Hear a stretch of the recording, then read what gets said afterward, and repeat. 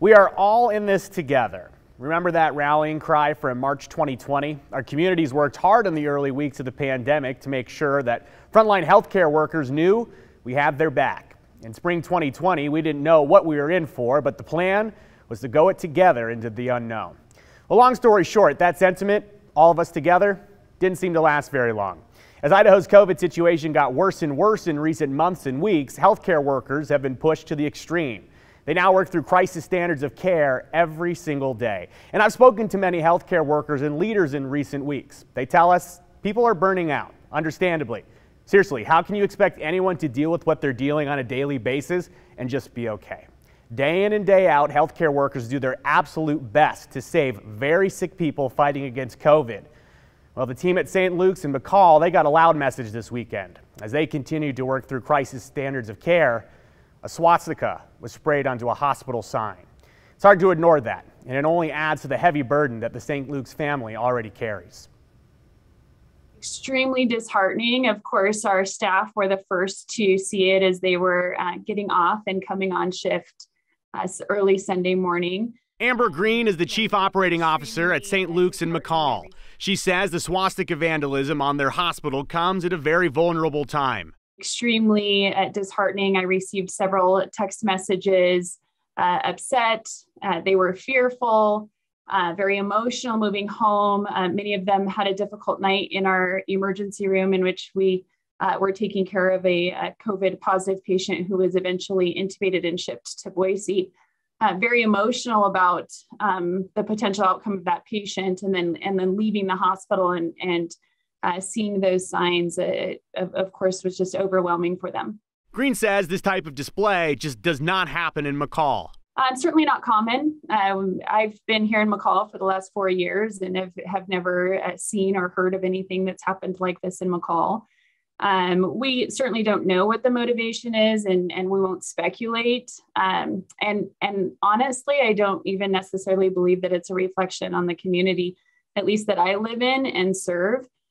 So really confusing. Again, disheartening, I think, is really the best word that I can come up with. So to set the scene for you, a hospital in one of our communities was vandalized with Nazi hate symbols as exhausted healthcare workers battle through crisis standards of care. We don't see the break. In fact, we only see it continually to get worse. And so I think that's where it just becomes more difficult to get up and come to work every day, is knowing that it's busier. We don't have the resources necessary to provide the greatest care that we're accustomed to giving. And it's hard. It's hard for them to get up and to continue to come in.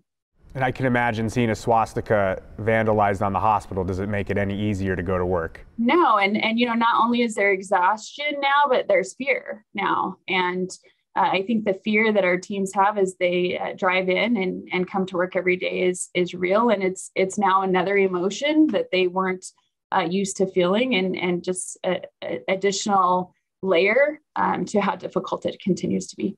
Swastikas on a hospital during the height of a pandemic is a loud message, but Green reminds us there are other loud messages that can have the opposite effect. I think first and foremost, I would say just human kindness.